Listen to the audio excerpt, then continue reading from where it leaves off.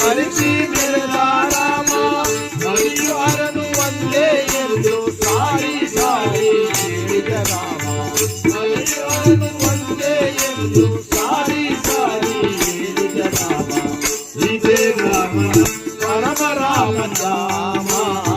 ಪರಮಾತ್ಮ